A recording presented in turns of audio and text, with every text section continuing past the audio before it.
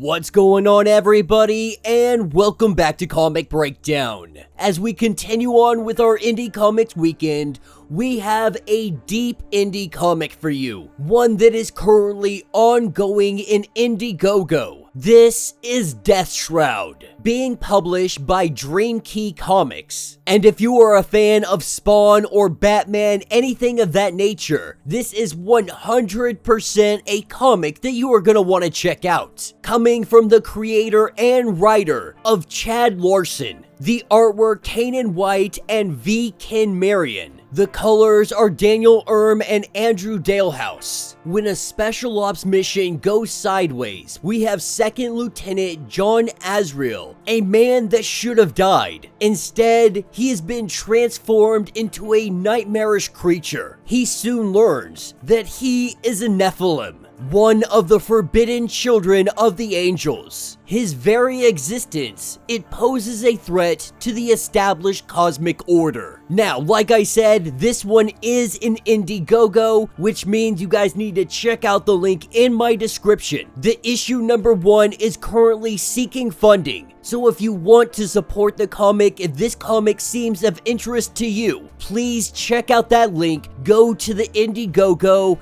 and support this indie comic. Make sure you guys have subscribed to the channel, make sure that you like this video, and with that being said, let's dive into this breakdown. Alright gang, so this story is picking us up right in the fray. We have 2nd Lieutenant John Azrael. Him and his team were doing an exfil. They were getting out of here on their helicopter when it gets shot down. John and the rest of his special op teams, they see the light flash before their eyes, knowing that this is the end, that this is all over. As John crashes down to his fatal ending, he sees himself transforming in all of the wreckage with the flames surrounding them. He sees that everyone has died, everyone except for him. Knowing that he can't stay here, looking down at his hands, not sure what is happening to him, he hears the voices of the enemy, thinking about the love of his life, knowing that he needs to get back to Elizabeth. Just like that, we see John disappear. That is what takes us up to heaven. A conversation between two individuals, believing this not to be possible because they are watching everything that is currently ongoing with John. As one of these individuals commands the other to send minions to investigate. That is what takes us to Cobalt City. John had teleported here, not knowing why, not knowing how. As he looks at himself in a reflection, he sees that this mask, this costume, it will not come off of him. Knowing that his love cannot see him in this manner, that is when he hears a voice, a cloaked individual in the shadows. This individual seems to know who John is. The shadowy figure revealing himself to be Charon. He is the boatman, the shepherd of souls. He is letting John know that his father had sent him. This is where John learns that his father is death itself.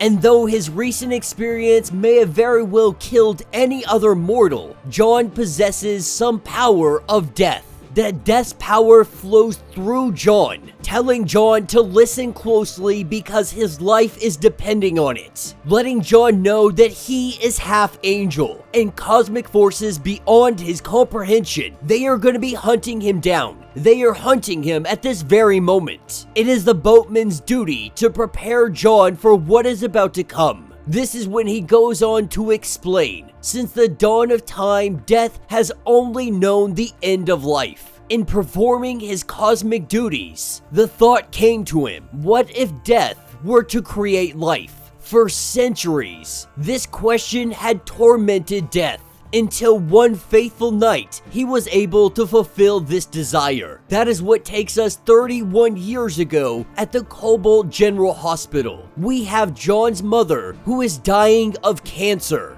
Death had come to her, saying that he could cure the cancer. The only thing that he wanted was for her to carry Death's child. And so Jessica and Death, they struck the deal, with this child being born into the world. In heaven they convened. The law says that no half-breed should be allowed to live, the human race not being trusted to share the power of the gods. That the half-angels, they once almost conquered heaven before. They see this child as a threat, and so the Archangel Council, comprised of 6 leaders: truth, wisdom, justice, courage, mercy, and order. They debated and they decided, going on to say that Lucifer would not be pleased to learn that this threat to their plans, it has been born, and so they want to send a company of shadow demons to kill the child. That night, the shadow demons showed up. Jessica fought with all of her power to stop the demons, but in the battle, she lost her life, with the shadow demons having the child in their custody. That is where Death arrives, letting them know to release the child, that this is his son, and no demon shall stand in front of his way. With Death decapitating the demon, he takes the child into his hands, only now realizing the world that he has brought this boy into. The shadow demons, fearing heaven's wrath, they lied to the archangels. They let them know that the child did in fact die, and that Death did try to intervene, but he was too late to them fulfilling their purpose. With everyone believing that the child is now dead, Death decides to take the child to the doorstep of a church, to New Hope Orphanage, a place where this child would grow up without a name. No one would know who he is. No one would know his true origins. Not until he was old enough to be able to wield the power and defend himself. This is where the boatman gives him a weapon. This weapon is known as the Reclaimer.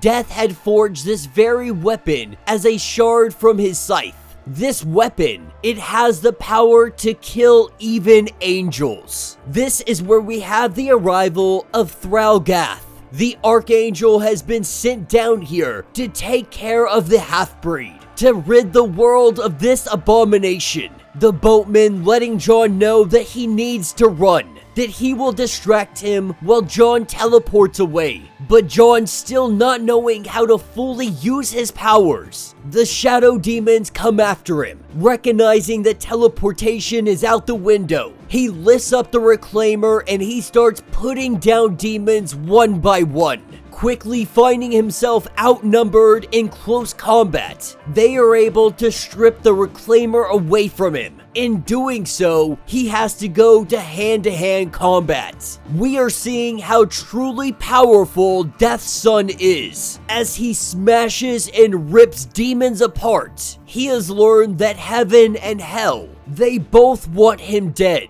But he has no intention of going out quietly. And that will be the end of this issue.